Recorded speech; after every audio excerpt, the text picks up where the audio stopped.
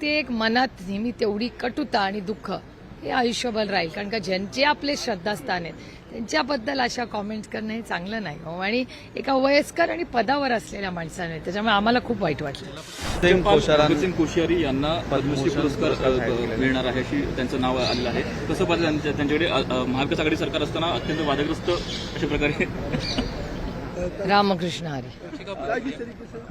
कारण का आम्हाला फार दुःख झालं होतं त्यावेळेस.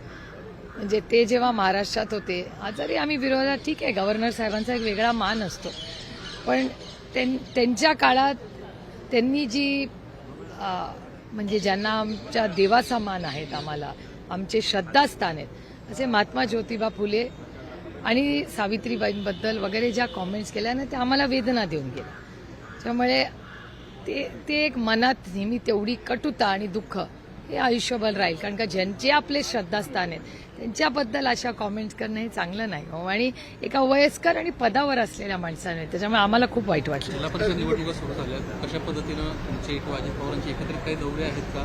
महानगरपालिकेला एकत्रित एका कार्यक्रमाला जाहीरनाम्याच्या वेळी नाही, खरं तर जिल्हा परिषद आणि ह्याचं हे आमचे सगळे स्थानिक नेते सगळं बघतात. आपल्याला आठवत असेल, आधीही माननीय जयंतराव, शशिकांत शिंदेजी किंवा अजितदादा असतील, आता पुणे जिल्ह्यात ते आहेत, अमोलदादा आहेत, रोहित आहे, हे सगळे एकत्र मिळून सगळं हे कार्यक्रम स्थानिक इलेक्शनचा बघतायत.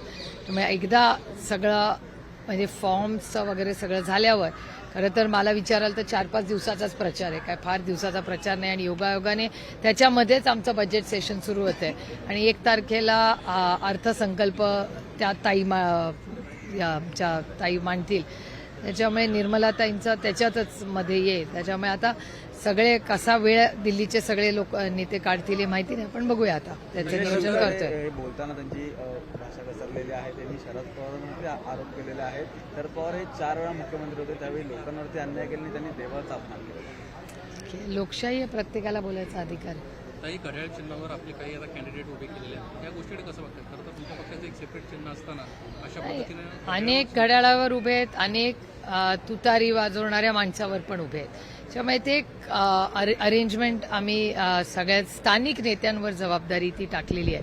त्यामुळे ज्याच्या स्थानिक नेत्यांना जसं योग्य वाटलं तसं त्या ठिकाणी it's one size fits all नाही आहे. प्रत्येक ठिकाणी एक वेगळं मॉडेल आहे. म्हणजे बाळासाहेब पाटलांचं कराडला तुम्ही बघाल तर तिथे सगळे तुतारी वाजवणारा माणूसच तिथे लढलेला आहे. काही ठिकाणी घड्याळावर लढलेत. आता माझ्या मतदारसंघात काही ठिकाणी घड्याळ आहे, काही ठिकाणी तुतारी आहे. असं एक मॉडेल अनेक प्रत्येक 12 ठिकाणी 12 वेगळे वेगळे मॉडेल्स त्यांनी केलेले. खरं तर हे एक पहिलं पाऊल म्हणायचं का? कारण की अनेक दिवस झाले चर्चा सुरू आहे की तुम्ही राष्ट्रवादी एकत्र येणार. नाही, कामापुरतं आम्ही एकत्र आहोतच आता. आणि पूर्णपणे आम्ही एकत्र असताना या राज्याच्या अतिशय उत्तम पद्धतीने जिल्हा परिषदाला चाललेल्या आहेत. महाराष्ट्रात सगळ्यात उत्तम, आणि नुसत्या महाराष्ट्रात नाही, भारतात पुणे जिल्हा परिषद आणि सातारा जिल्हा परिषद या दोन्ही ठिकाणी राष्ट्रवादी काँग्रेस पक्ष एकत्र झेंडा अनेक वर्ष होत आहे. 2.5 वर्षातच बदल झालेला आहे. तोपर्यंत अतिशय उत्तम कामाने, मी म्हणत नाहीये केंद्र सरकार हे भारतीय जनता पक्षाचे मंत्री आहेत, पण रेटिंगमध्ये भारतामध्ये पुणे जिल्हा परिषद आणि सातारा जिल्हा परिषद यांचं काम, याची नोंद भारत सरकारने घेऊन त्यांना अतिशय नेहमी बक्षीसही दिलेले आहेत. त्याच्यामुळे या सगळ्या कामामध्ये राष्ट्रवादी काँग्रेस पक्षाने या दोन्ही जिल्हा परिषदमध्ये जे केलेलं काम आहे ह्याचं नेहमीच कौतुक झालेलं आहे, विरोधकांकडून आणि सत्तेतल्या लोकांनाही पण. त्याच्यामुळे अर्थातच ज्यांनी उत्तम काम केलंय, मेरिटमध्ये त्यांना त्याची सेवा करायची जबाबदारी मिळावी एवढीच अपेक्षा.